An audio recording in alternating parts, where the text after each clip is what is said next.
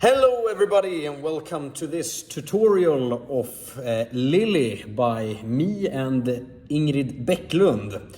And today I'm going to take you through how it's played on the piano and a bit on how I composed it, maybe. And it seems very fitting that I'm at this particular piano because it's the exact piano where we composed the song here in Uppsala, Sweden at Snärkes Nation. Shout out Snärkes. Yeah, let's get into it. The whole recording starts off with a little piano intro. I won't dwell on it all too long because it's the same chords as in the chorus, which we will get to later, but it goes something like this.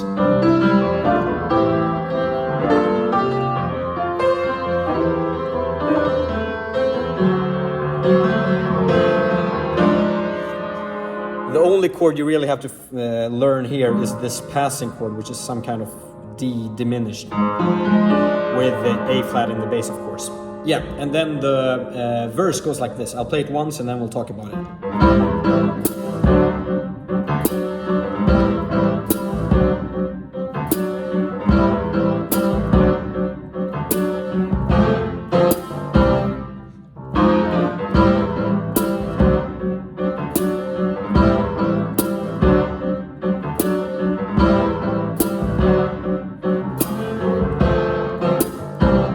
Yes, so as you probably noticed, there's a lot of emphasis on two chords, which are A minor 7 and D7. So the right hand pretty much just pumps these out with eighth notes, and the magic happens in the left hand, which plays. So ba da da da da, chromatically up, and then the fifth, and then an octave down. And that's very inspired by Beastly by Wolfpack, which I highly recommend you listen to if you haven't done that already, after you've watched this video, of course.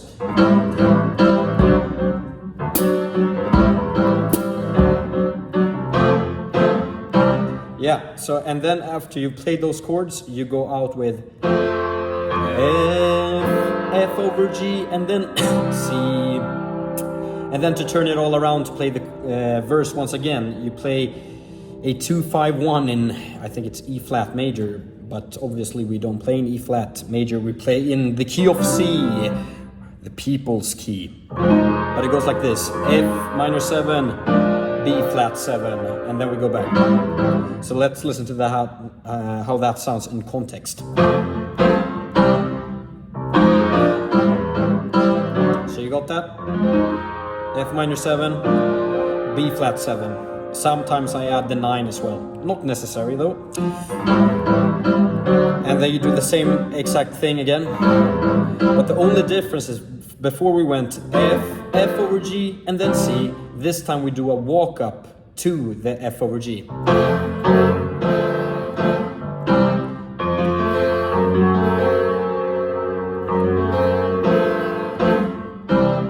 Yeah, so let's listen to that in context.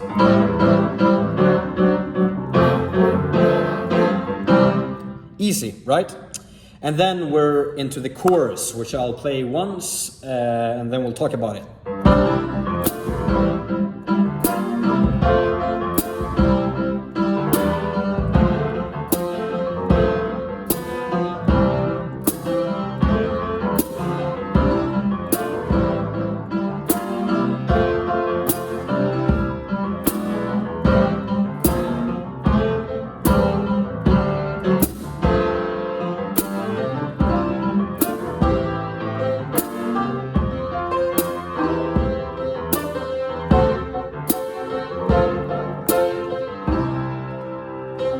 Yes, so we start off with C like this, and it goes like this. When Lily came to town. So the bass goes down diatonically, and the right hand does, so the same chord shape, you just play. Okay, you got that? And then we play a 2-5 to F, like that. I play it like this. Okay, you could of course add the extra note there. But I usually don't do that because who the hell wants to hear the fifth of a chord and then the root again? So I skip. And we land on the F, which then goes to C. And then a little passing chord, E minor 7. And sometimes I do a little lick there. I don't know if I do it in the recording. But, you know, you can do anything really there. But E minor 7 is the chord. And then it goes to D minor 7, to F over G, which goes down to a normal G7, and then C. So let's listen to that in constant.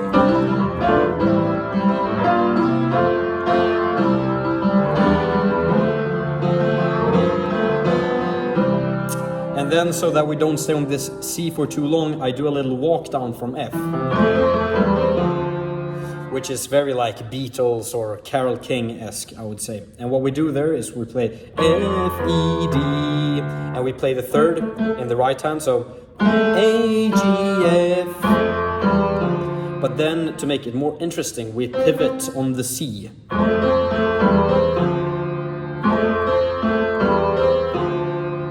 And then we're back.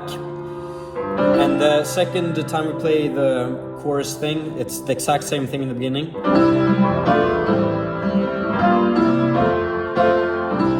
Until we get here. So instead of playing the E minor 7 as we did before, we play an E7 with B in the bass. And from here on we switch to triplet, like a triplet subdivision instead of straight eighth notes. And back to straight. So what we play there is, of course, the E7 will be in the bass, A minor 7, G minor 7, but of course we keep the C up there, so you could call it a G minor 11, F, C over E, D7 sus, D7, F over G. So let's listen to that in context.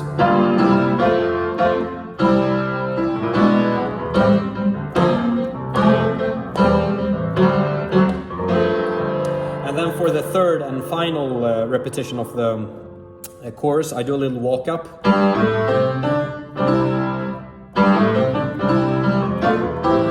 And as you can see, the bass does the same thing, bum, bum, bum, but we play a different inversion of the chord up in the right hand. So before we played, but now we play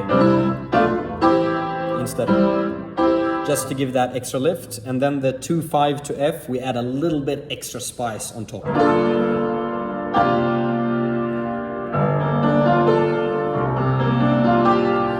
And then we go up once again to F, and then C over E, and then D7, F over G. You know those chords already. So let's listen to it in context.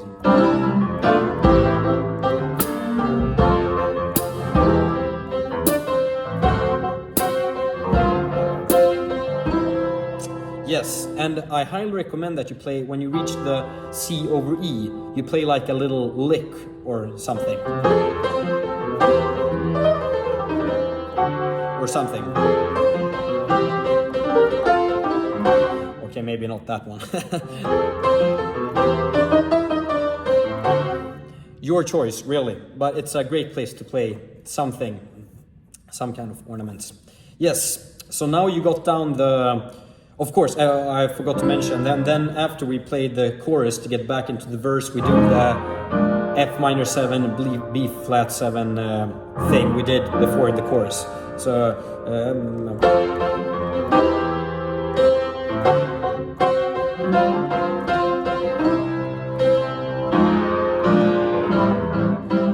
you're back in it. So now you got the verse down, you got the chorus down, it's just the C part, I call it, or the bridge, you could call it as well. And it goes like this, it comes after the second chorus, so...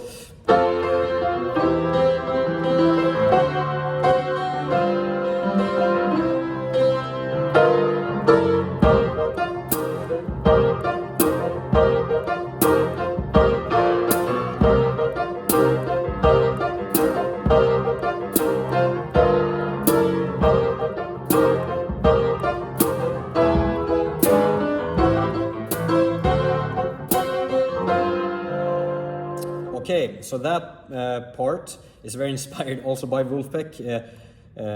Actually, we'll get to that in a bit. So to get into the bridge, we play a G altered,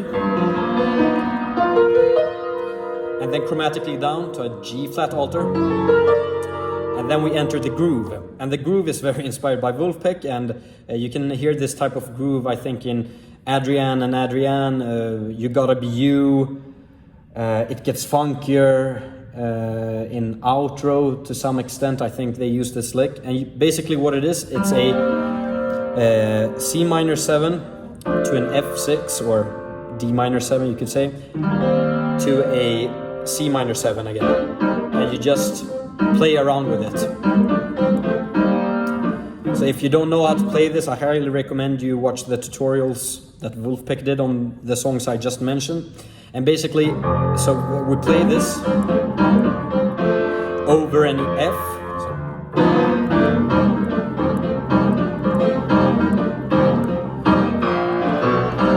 Walk up from B flat to C. We play this exact thing, same thing again. And then the same turnaround we did before. The altered chords. And to get out of this funky hellhole, we play an E7, and then we play this diminished chord. I mean, functionally it's the same as the E7.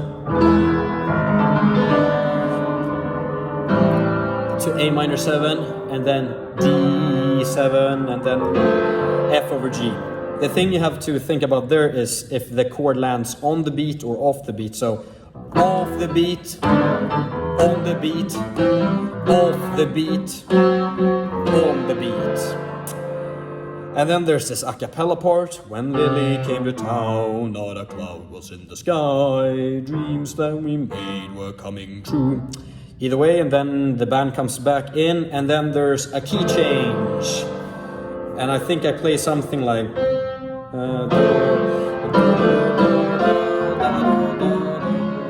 on the piano to get into the new key. And if you're interested in how to do these type of harmony that I just played, I highly recommend you watch Woody Gosse's tutorial on Santa Baby. It helped me a lot with this type of stuff, at least. But I have to come clean about something. In the recording, I actually just hit the transpose button and play the rest in C. But this is such a good song, so I recommend you learn it in all the keys, of course.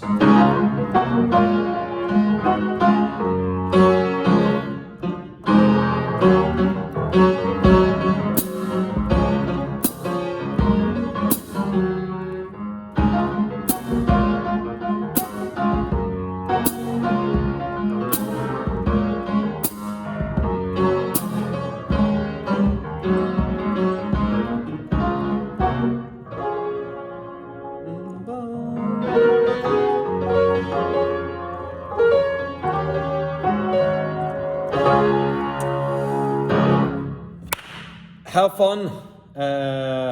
Hope you enjoy the song. Keep listening to it. I think it's good. Have a good one.